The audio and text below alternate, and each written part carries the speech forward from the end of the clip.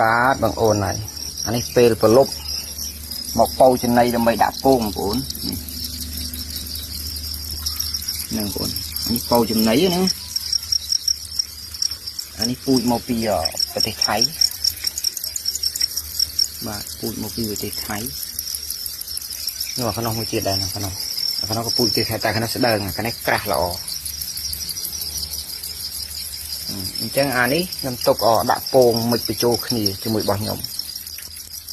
ប្រទេសថៃពីម្ចាស់បូកជាមួយរបស់ខ្ញុំមកម្ចាស់ជិះមើលថាវាទៅជាស្អីហ្នឹងអូននេះអានេះរបស់ខ្ញុំតែរបស់ខ្ញុំទៅមិនទាន់មកគេវាខុសថ្ងៃគ្នា2ថ្ងៃហ្នឹងបងខុសគ្នា2ថ្ងៃអញ្ចឹងបើខ្ញុំទុកនេះរៀងចាស់ជ្រុលបន្តិចចាំមកមិនបញ្ចូលគ្នាជាមួយរបស់ខ្ញុំនេះរបស់ខ្ញុំនេះសមមិញបាត់ថ្ងៃនេះចេញមករៀងក្រែលក្រិនហើយអញ្ចឹងបើសិនណាជា5ថ្ងៃឯទៀតអានេះប្រហែលជាពេញយំខ្លាំងដូចគ្នាខ្ញុំនឹងចាប់ផ្ដើមបញ្ចូលគ្នាមិនបញ្ចូលគ្នាលេខទំពេកតាមនេះណាបងប្អូនណាអញ្ចឹងយើងធ្វើបែបហ្នឹងដើម្បីឲ្យបានពូជច្រើនអានេះរៀងបាត់ថ្ងៃនេះចេញមកគ្រាប់ឃើញអោកាក់ធំមកមួយរៀងធ្លោះនេះបងប្អូនមើលអោកាក់ធំមួយហើយហ្នឹងខាងនោះដូចគ្នាដែរជាមួយអញ្ចឹងវាមានវានោះតើខាងនោះត្រឡប់ទៅមើលខាងនោះវិញបងប្អូនមកពួកខាងនេះអានេះរៀងទូចទេបងប្អូនអានទូចអានទៅមានមកពីថ្ងៃខាងនេះនៅខាងនោះនៅអញ្ចឹងវាមានចាប់បង្វិលបន្តបងប្អូនអានេះអោកាក់ធំច្រើនបាទអញ្ចឹងវាខុសគ្នាតិចនេះ